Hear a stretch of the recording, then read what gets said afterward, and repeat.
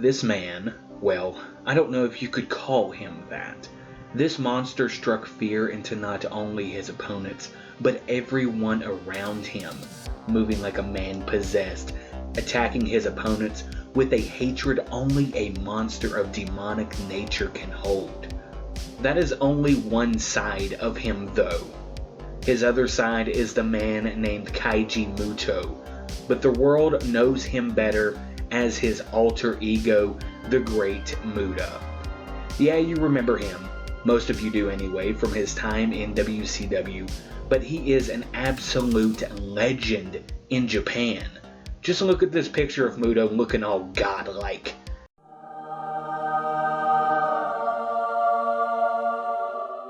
He was innovative in the ring, creating the Muta Lock along with the Shining Wizard. Kaiji Muto not only set the bar for pro wrestling, but his influence can be felt through the pro wrestling world.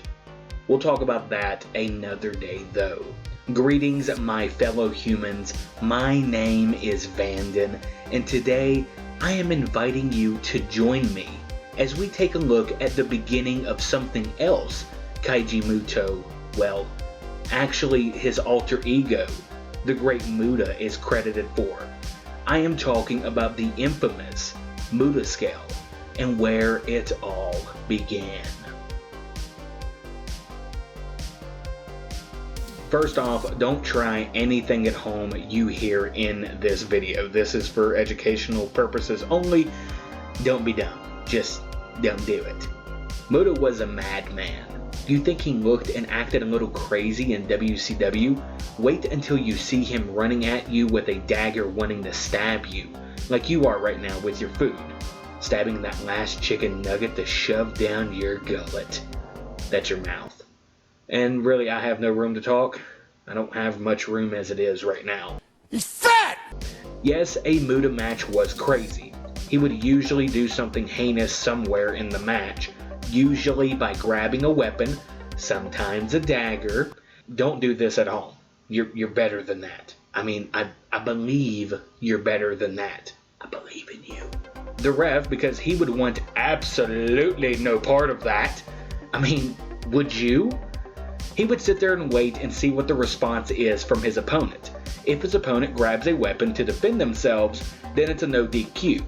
If they just stood there and were stabbed by the weapon, like some of the people in your family, I mean, it could be any of them, just take your pick, then it would be a disqualification. Most of the time, opponents would defend themselves. When I say Muta grabbed weapons, I mean he grabbed them and would just keep piling them on, like here.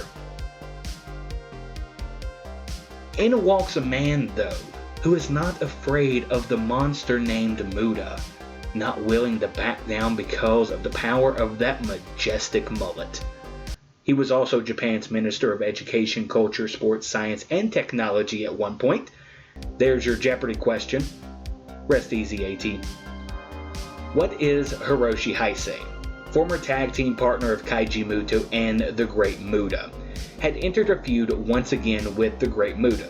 I say once again because a couple of years earlier, when Muta first came back from the US, he gave Hase the beating of his "Oh my God!" That's brutal! That's a lot of blood. It was a horror show not only to Hase but to the crowd as well. Muta had drawn not just some blood, but a lot of it. Oh yeah, that's a lot. Needless to say, Hase had some payback for not just the Great Muta, but the mystique surrounding him. Some 10 minutes into the match, Hase gains the upper hand on Muta. He then starts to rub off the red face paint of Muta with his hands and eventually the bottoms of his boots. Really, Hase was being a bit of a douchebag, but hey, I get it. Muta had it coming, but Muta is gonna do Muta things. So of course he grabs a weapon. But you know what? Muta is not going against any ordinary man. He's going against a man who not only has a plan for Japanese education and culture in the future, but a man with a sweet ass mullet. He takes the weapon away and oh God! There's more blood. So much more blood. Oh, darn, that's awesome. That's really awesome.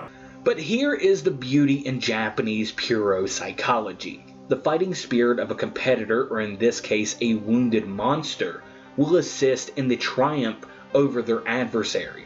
It's a much better version of Hulk Hogan's hulking up. Muta then starts to fight back, despite losing quite a bit of blood. Like, it's a massacre and definitely not PG. Not only is the great Muta trying to find the fire to fight back, but the man behind him, Kaiji Muto, is as well. After having just about enough of Hiroshi Hase, Muta then destroys him, finishing him off with a moonsault for the win. This match set a standard that night. How well getting colored worked in a match. We knew this for years up to this point, but this gave birth to the infamous Muta Scale. Now, I know some of you may not be sort of well versed in this topic, like your boy here. The Muta Scale, which is an unofficial scale created by fans, it scores how well and how much blood was used in a match. Full disclosure, blood in wrestling is real. Just trust me on that, it's very real. The Great Muta's match with Hiroshi Hase at NJPW Final Battle on December 14th, 1992 is the standard and scores 1 Muta. The scale goes up and down from there. Before you ask, Eddie Guerrero vs. JBL at Judgment Day 2004 tripled the scale, so it's like 3 Muta. On the other side of the scale is Cesaro's terrible attempt at getting blood. Like, did you even try, bro? And fun fact, here's your daily double. Daily double. According to McFoley, Terry Funk is one of the few wrestlers still alive who still knows how to split an eye open with a single punch. Shows you how long Terry Funk has been in the business. At least, that is not Muto's entire legacy.